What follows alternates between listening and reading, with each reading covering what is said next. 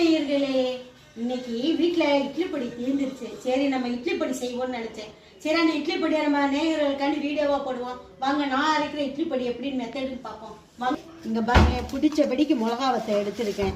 ஒரு 75 கிராம் மிளகா வத்தை. முருங்கைக்கீரை ஒரு இந்த கப்பு நிறைய பிடிச்சபடிக்கு முருங்கைக்கீரை எடுத்திருக்கேன். அதே அளவுக்கு கருவேப்பிலை பிடிச்சபடிக்கு எடுத்திருக்கேன்.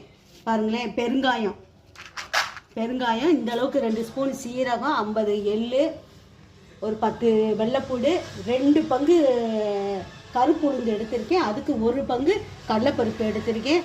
2 ஸ்பூன் மிளகு எடுத்திருக்கேன். அவ்வளோதான். இதை ஃபுல்லாக நம்ம தனித்தனியாக இதை ஃபுல்லாமே நம்ம அடுப்பை மீடியமாக வச்சு தனித்தனியாக பொன்னிறமாக வறுத்து எடுப்போம். நம்ம வறுத்து எடுக்கிறதுல தான் பொடியோட வாசமும் டேஸ்ட்டும் இருக்குது.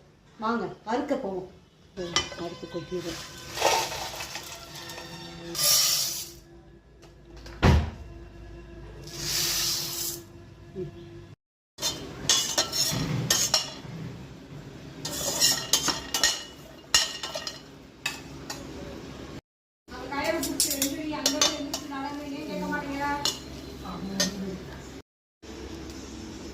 எல்லாத்தையும் தனித்தனியாக மிளகாவை, கடலைப்பருப்பு, உளுந்து எல்லாத்தையும் தனித்தனியாக வறுத்துருக்கேன். இதெல்லாம் ஆறட்டும். வெள்ளைப்பூடுக்கு தோலை மட்டும் உரிச்சுக்கிடுவோம்.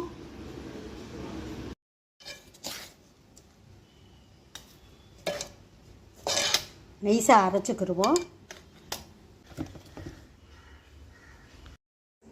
நேர்களே, நம்மளோட இட்லி பொடி ரெடி ஆயிடுச்சு. பாருங்கள், கலர் இல்லை. ஏன்னா நம்ம முருங்கைக்கீரையும் கருவேப்பிலையும் அதிகமாக சேர்த்துருக்கனால கலர் நமக்கு கலராக முக்கியம். நமக்கு ஹெல்த்தியான ஆரோக்கியமான இட்லி பொடி தான் முக்கியம்.